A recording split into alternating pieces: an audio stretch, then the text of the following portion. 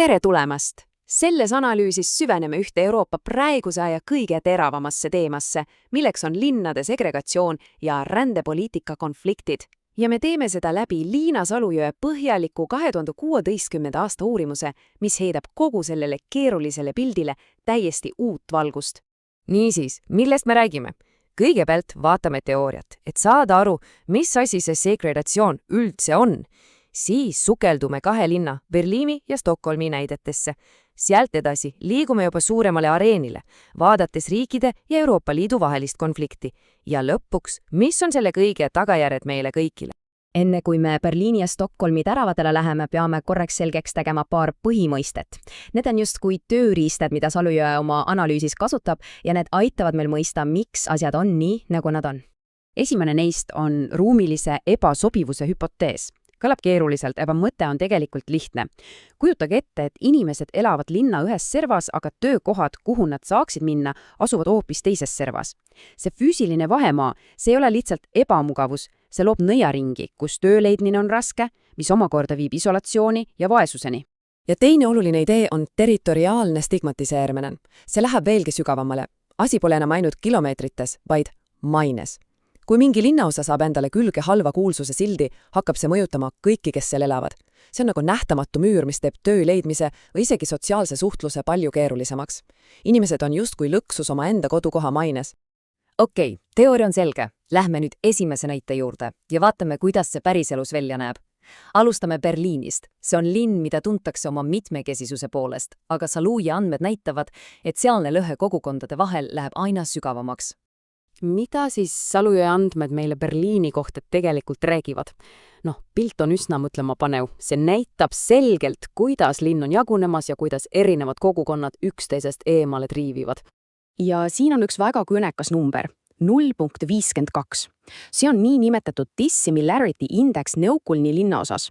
Mida see tähendab? Mõelge nii, ideaalselt integreerunud linnas oleks see number 0, aga 0.52 tähendab, et üle poole selle piirkonna sisserännanud taustaga elanikest peaksid kolima kuhugi mujale, et saavutada ühtlane jaotus üle linna. See on ikka tohutult kõrge näitaja. Ja see pole lihtsalt kuiv statistika. Selle numbri taga on päris inimeste elud. See tähendabki need ruumilisi lõkse linna osades nagu Neukölln, kus inimesed on kinni. Kinni kehvades tingimustes, madalapalgaliste töökohtade juures, see tähendab, et unistus paremast tulevikust jääbki paljude jaoks lihtsalt unistuseks. Nüüd liigume Berliinist põhja poole, Stockholmi. Siin on lugu natuke teistsugune, aga mitte vähem keeruline. Stockholmi puhul toob Salujõe uurimus välja midagi eriti huvitavat. Tohutu muutuse Rootsi lähenemises. Kunagisest humanitaarsest superriigist, mis oli tuntud oma avatuse poolest, on saanud riik, kus räägitakse peamiselt rangetest piirangutest ja julgeolekust. See on drastiline nihe. Ja siin on veel üks number, mis paneb mõtlema. R võrdub 0,82. See on korrelatsiooni kordaja. Lihtsalt öeldes näitab see, kui tugevalt on kaks asja omavahel seotud. Ja 0,82 on erakordselt tugev seos. Salujõe andmed näitavad peaaegu üks-ühes seost segregatsiooni ja organiseeritud kuritegevuse kasvu vahel Stockholmi teatud piirkondades. Mida rohkem eraldatust, seda rohkem kuritegevust.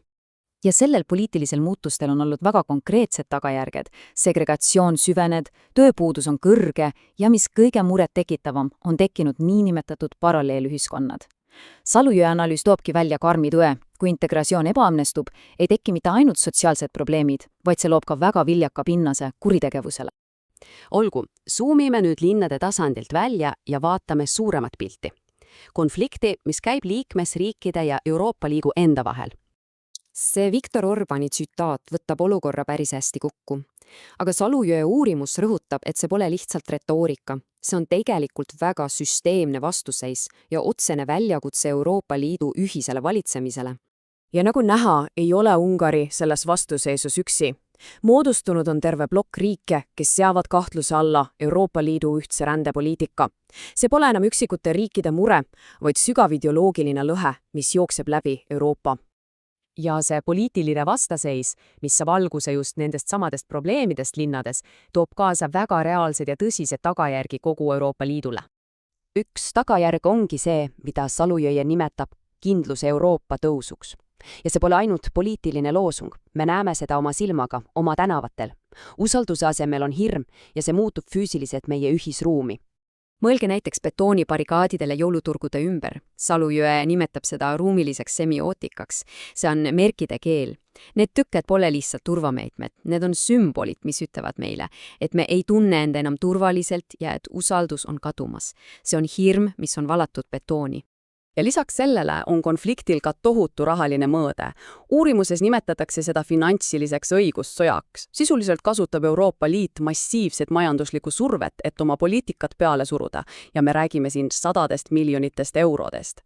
Salujõe töö ei anna meile lihtsaid vastuseid. Vastupidi, see jätab meid õhku rippuma selle keskse ja väga keerulise küsimusega, kuidas on üldse võimalik leida tasakaal julgeoleku, solidaarsuse ja iga riigi suveräänsuse vahel. See on küsimus, millega tema uurimus meid mõtlema jätab ja selle mõttega Liina Salujõe tänab tähelepanu eest.